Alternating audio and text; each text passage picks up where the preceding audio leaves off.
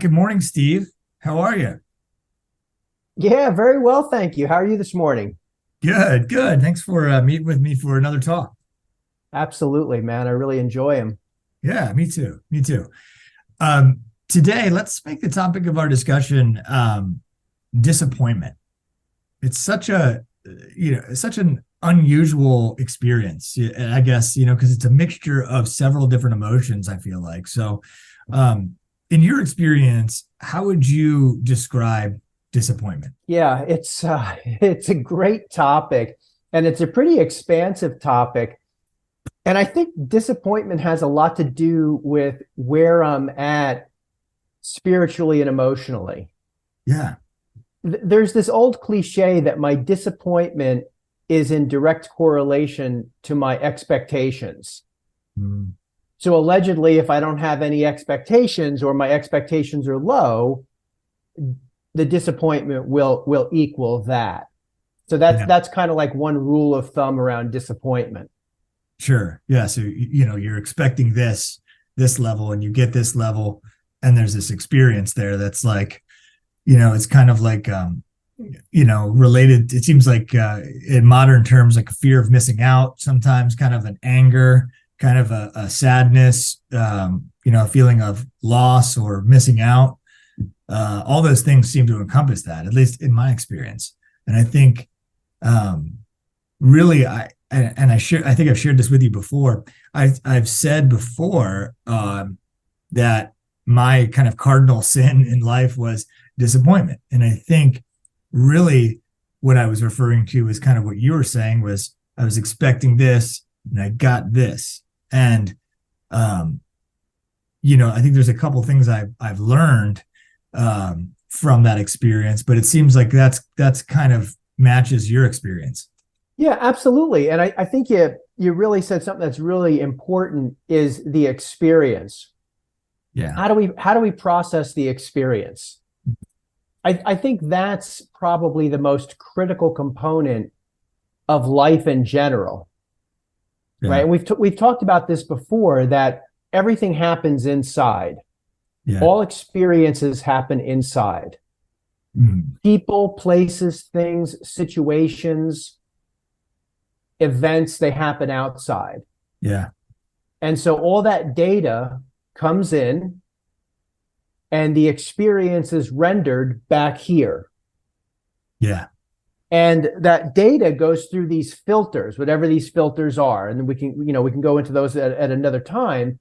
But those filters then determine our experience of the event. And then how do we allow that to process? Like in the case of disappointment, how do I allow myself to just be disappointed? Okay, I'm disappointed.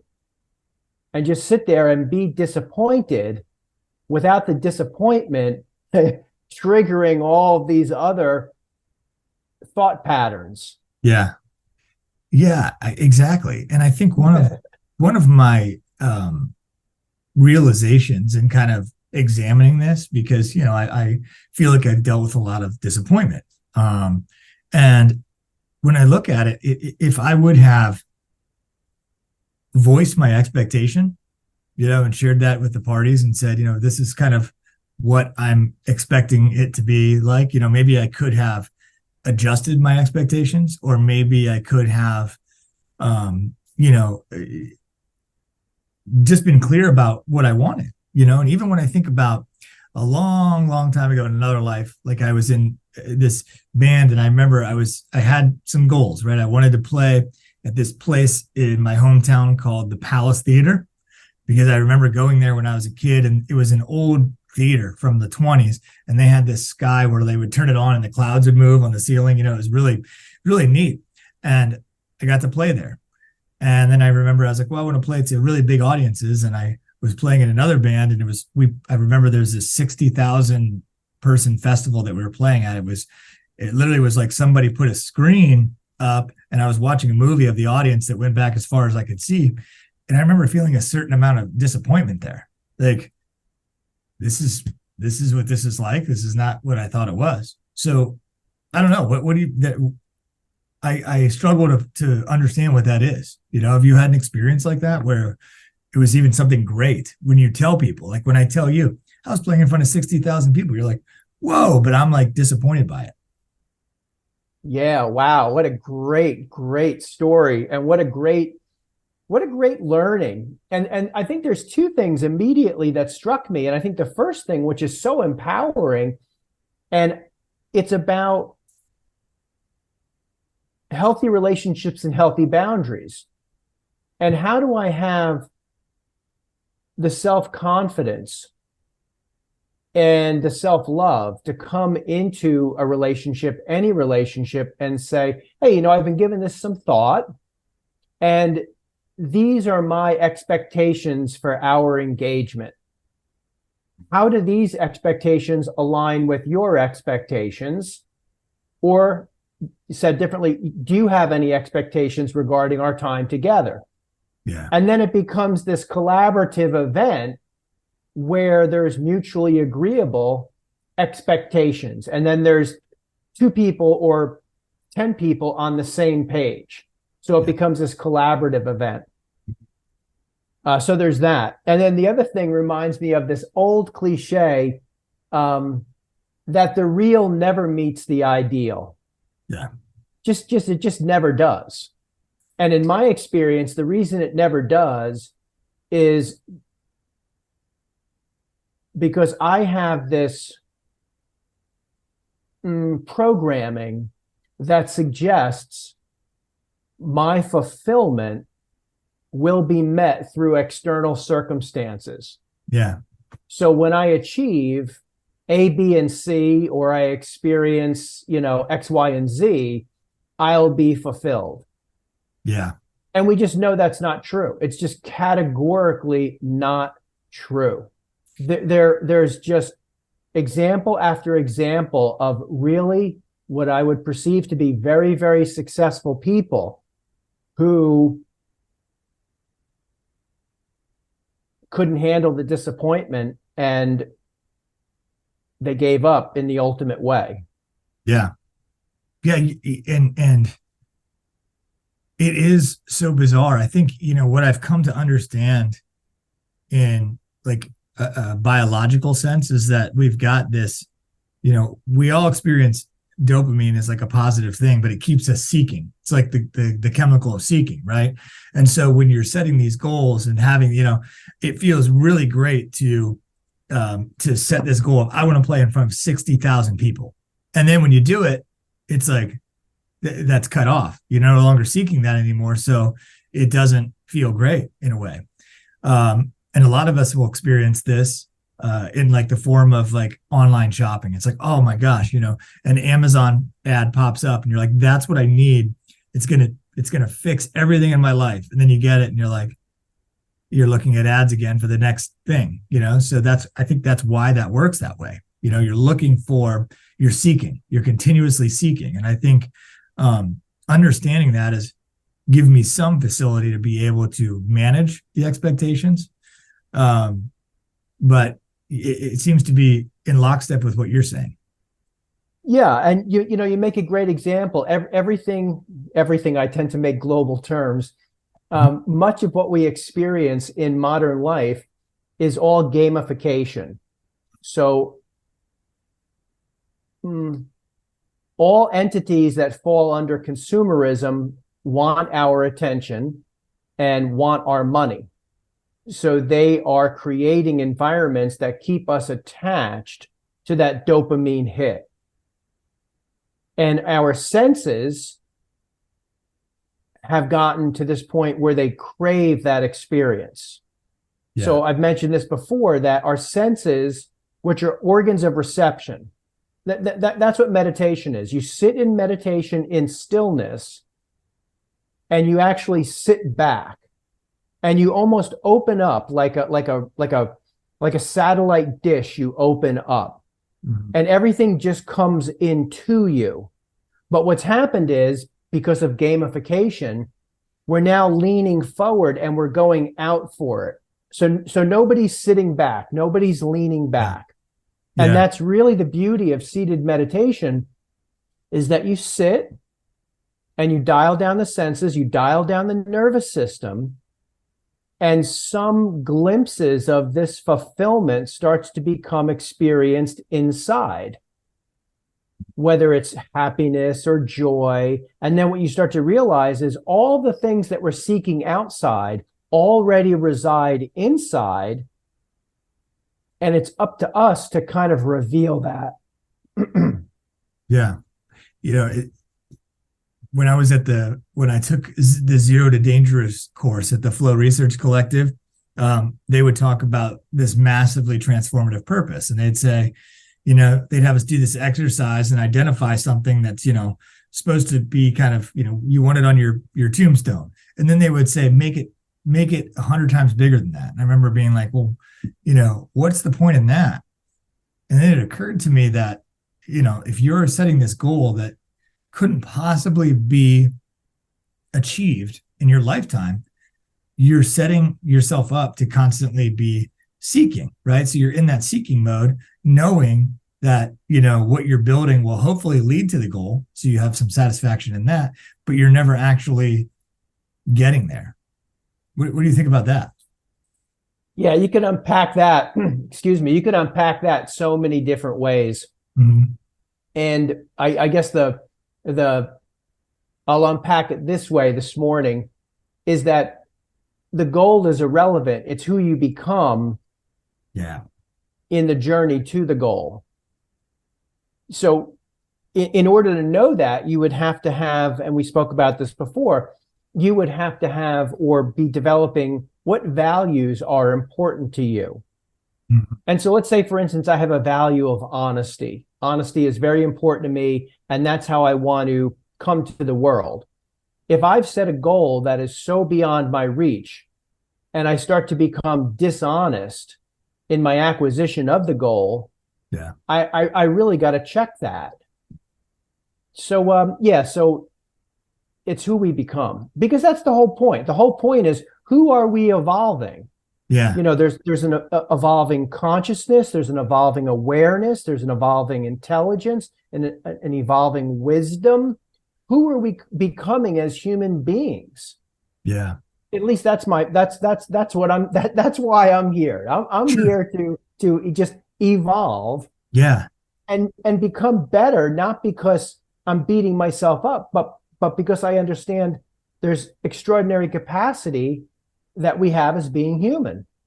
Yeah. And that's well said. It almost is like you're saying, the goals are so we can logically understand what we're becoming, but it's not about the goals. It's about what happens in between. Yeah. You're absolutely right. It's a direction. Sure, you need the goal, 100%. Mm-hmm. It provides direction. And so it seems like steering it back to disappointment, right? It's like I did get to the point where I was like, I was becoming the person who was, I was upset that I couldn't get to goal A. And so in between, I was like, I'm now the disappointed person. What is the disappointed? They're jaded, they're sarcastic, they're cynical. And I was like, I don't want to be that. Mm. And so I really started noticing disappointment as a red flag. Mm. And so, people experiencing disappointment, what could you offer as a prescription for them? Yeah, two things come up, actually 2 million things. Be disappointed. Yeah.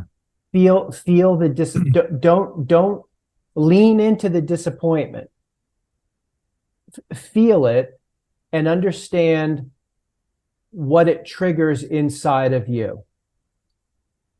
So that would be the first thing that comes up for me. The second thing that keeps coming up as we're having this conversation is Kobe Bryant, who when he died, I was just absolutely crushed. Now, I don't have a personal relationship with him. I was a casual fan, but I just admired his commitment to personal growth and spiritual development. And he talks all the time about failure and disappointment, and he would just spin it in such a way that he just used it as learning. Yeah. He would just keep learning. He was just like, I'm not failing, I'm learning.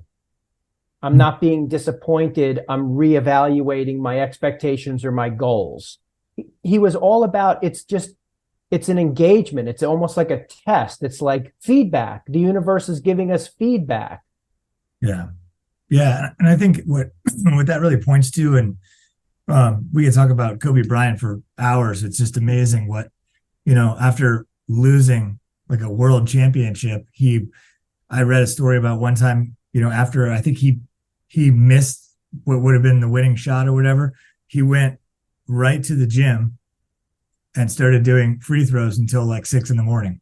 after the game. I mean, Right. It wasn't like I'm punishing myself. It was like, okay, I lost the game because I missed this shot. Now I'm going to learn how to make it. And it was just, there's something for all of us to learn there. But I think that what you said takes it to a deeper level. And it isn't so much about, we talked about the experience of who you become in the pursuit of a goal or a destination or whatnot, but it's actually a deeper level of that is actually engage in that. So if you're disappointed, like you said, feel it and then engage with it. I think that is a great prescription. It's like, and go, I'm not saying that start screaming at the people who have disappointed you, but authentically engage with them and be like, what happened? Here's my expectation. Here's what happened. And I feel bad about this. What can be done? Right. Yeah, absolutely. And it's funny because in the one of the overarching themes of the Bhagavad Gita, which is this, ancient sacred text, is life is about engagement. Yeah. It's about getting out there and engaging with people, places, things, situations, your work, relationships. And it's only in that engagement that then the universe can provide us feedback that enables our development. Mm-hmm. So, you look at some of these, modern day gurus, they're out doing things. They're building communities. They're donating to philanthropic organizations. Sure, they're still up in the Himalayan caves. Yeah. We need people in monasteries praying for us. Mm-hmm. But at some point, you got to get involved in life. Yes. Yeah.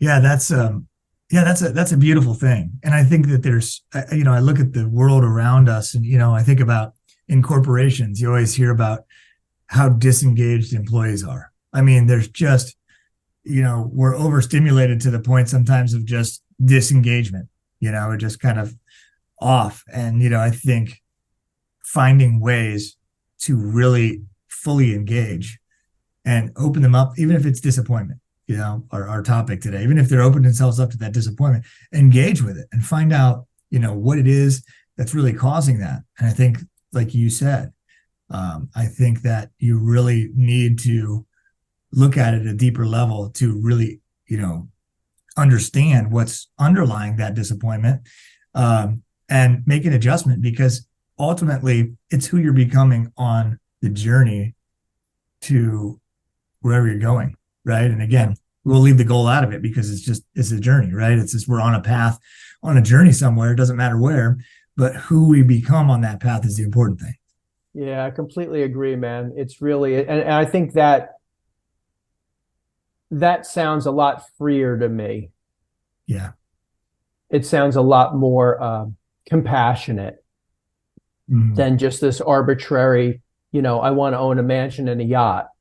Yeah.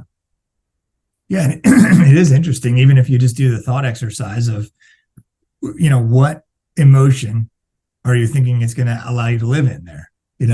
Maybe it's power, maybe it's prestige, but, having understanding that once you arrive there, there's that feeling of excitement about getting there is gone because you're there, right? So there's going to have to be somewhere else you go. So, that's one of the things I always say. Perhaps this is controversial, but I always want to be in pursuit of something. And it's because really it's the way I kind of on a physical level understand that it's about the journey, not the destination. I'm in pursuit. Yeah, you said something that's pretty interesting. There's this exercise I'm sure you're familiar with. It's I don't know the title of it, but it's something about envision your future self or imagine your future self, meet your future self. And what would be really exciting is if folks could play with that a little bit and say, okay, I want to own a mansion and a yacht. So it's an involved process, but the point is you're supposed to then invoke within you the emotion, the feelings, the spiritual state that you believe you'll have when you own the mansion and the yacht. Yeah. And then in that moment, in your nervous system, in your psyche, in your consciousness, you're owning that experience. You're already having that experience. Yeah. So then what would happen is if you really want a mansion and a yacht, you'd have to continue to invoke that internal experience while you're going about your goal achievement to get there. Or you realize, well, gee whiz, I'm sitting in a 1-bedroom apartment. I already feel like I own a mansion and a yacht. What's next? Yeah. Yeah. And it's pretty interesting that, once you do put together that, man, it is, as you've said before on here, an inside job, like, it almost, I think maybe some people might be like, well, then what's the point? Well, again, the point is who you become on the journey. Yeah. And I think the point is absolute freedom, that you're not subject to gamification. You're no longer subject to disappointment or failure, that there's more of a freedom associated with the experience of life. I don't know many people, I'm not sure, I'd have to think about it, but I don't know many people who tell me they feel free in this life experience. And I'm not saying that bad things don't happen. Mm-hmm. Bad things could still happen, and you'd be like, okay, I'm now gonna feel that feeling. Yeah. I'm gonna grieve. I'm gonna take as long as it takes, and I'm gonna grieve. Yeah, it's almost like in what you talk about is gamification. The whole idea of a yacht and a mansion, that's like somebody's idea of something that they kind of, I guess, they advertise to the world. And so, another thing that comes up, and perhaps this is a topic for another time, is, who's setting our goals for us? And the person who's setting those goals for us is having a certain inordinate amount of influence on who we're becoming on the journey there. Yeah, that's a great topic, man. That is an absolute great topic. And I'll just say that from a yogic perspective, that's one of the roles of a guru. Yeah. A guru isn't about guiding you to the guru. The guru is about helping you get closer to yourself. Yeah. Right. But you look at somebody, and if guru is too heavy for people, you could look at Kobe Bryant. Yeah. And you could say, here's an iconic figure. I want to emulate that behavior. Mm-hmm. That's someone I want to emulate, as opposed to, I don't know, some Instagram influencer who doesn't have the behavior you want to behave. We need role models. Yeah. Yeah.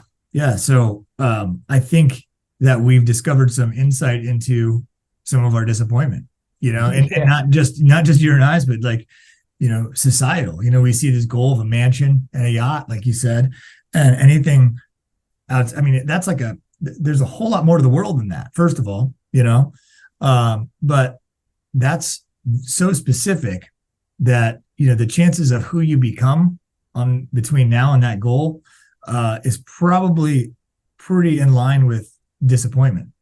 Yeah, pretty much, man. Yeah. Yeah. And, everyone's disappointed, Yeah. I'm sure Jeff Bezos, I'm sure, gets disappointed. He's just got a lot of things to help manage that disappointment. Yeah, maybe. I don't know. Yeah. So, I don't know. Well, I think we'll leave it there, Steve. I appreciate the talk this morning. And until next time. Absolutely, my friend. Thank you so much. Namaste.